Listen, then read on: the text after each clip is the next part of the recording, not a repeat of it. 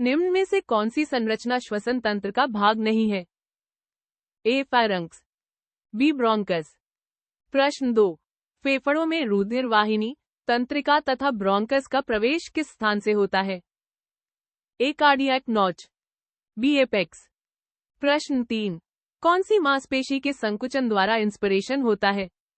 ए आंतरिक intercostal, B diaphragm, सी बाहरी intercostal, D A तथा सी।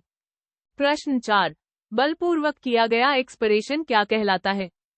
ए forced expiratory volume, B maximum expiratory flow, C tidal volume.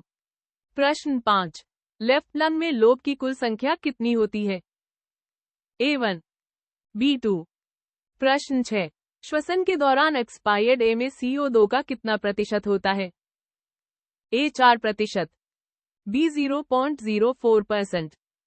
प्रश्न 7, expired ए में O2 का कितना प्रतिशत होता है? A 4%, B 12%। प्रश्न 8, उभरा हुआ एडम्स एप्पल किसमें पाया जाता है? ए पुरुषों में, बी महिलाओं में। प्रश्न 9, मनुष्यों में आवाज का स्तर किस पे निर्भर करता है? ए कॉर्ड की लंबाई पर, बी कॉर्ड के सिकुड़ने पर, सी कॉर्ड पर पड़ने वाले दबाव पर, डी माउथ के आकार पर। प्रश्न 10, ट्रकियर में ऊपरी भाग पर कौन सा अंग जुड़ा हुआ होता है? ए लरंक्स, बी ब्रोंकस। प्रश्न 11, ट्रकियर में मिलने वाले उपास्थि के छल्लों का आकार कैसा होता है? ए वी आकार, बी सी आकार। प्रश्न 12, दाएं ब्रोंकस हेतु कौन सा कथन सही नहीं है? ए यह बाएं की तुलना में अधिक चौड़ा होता है, बी यह 2.5 सेमी लंबा होता है, सी यह बाएं की तुलना में अधिक लंबा होता है, डी यह ज्यादा सीधा होता है। ए श्वसन से, बी पाचन से, ए एल्वियोलाई को सूखने से बचाता है, बी पृष्ठीय तनाव कम करता है, ए पसलियों के सामने, बी पसलियों के मध्य में, डी मस्तिष्क में, ए डायफ्राम, बी आमाशय, ए 4 सेकंड्स, बी 1 सेकंड।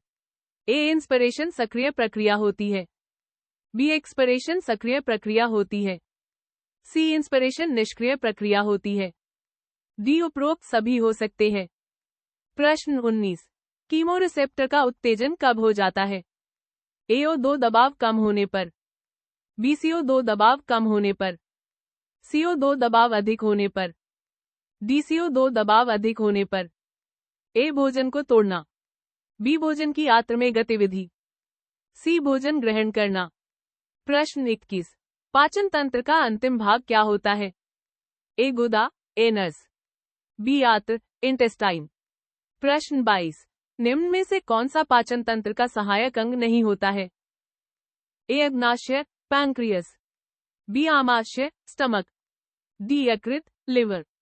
प्रश्न 23, आंत्र की किस परत में तंत्रिकाओं का गुच्छा माइसेंटेरिक प्लेक्सस पाया जाता है?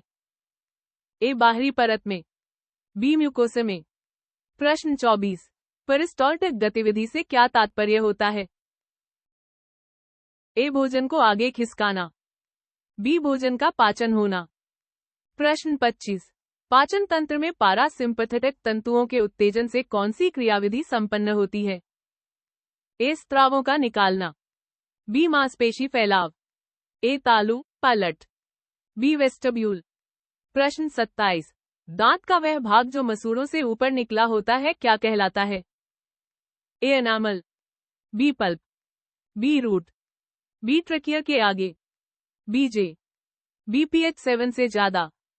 ए ऑरोफेरेंक्स हवा तथा भोजन हेतु मार्ग बनाता है, बी गैस्ट्रन का स्त्राव गैस्ट्रिक अवस्था में होता है, सी म्यूकस द्वारा स्नेहक प्रभाव डाला जाता है, डी गैस्ट्रन का स्त्राव pH 1.5 से कम पर रुक जाता है। ए भोजन का पाचन, बी भोजन का मेटाबॉलिज्म, बी नोबलिनजन, बी पित्ताशय, ए इंसुलिन तथा ग्लूकागॉन का उत्पादन, बी बाइल का उत्पादन, बी वसा का पाचन। ए म्यूकोसा, सबम्यूकोसा, मांसपेशी, बाहरी परत, बी म्यूकोसा, सबक्यूकोसा, बाहरी परत, मांसपेशी, B 1223, B jejunum, B pepsin. A glucose को फ्रक्टोज में बदलना, बी ग्लाइकोजन को ग्लूकोज में बदलना, बी कार्बोहाइड्रेट का, B thyroxine, B vitamin, B less omentum.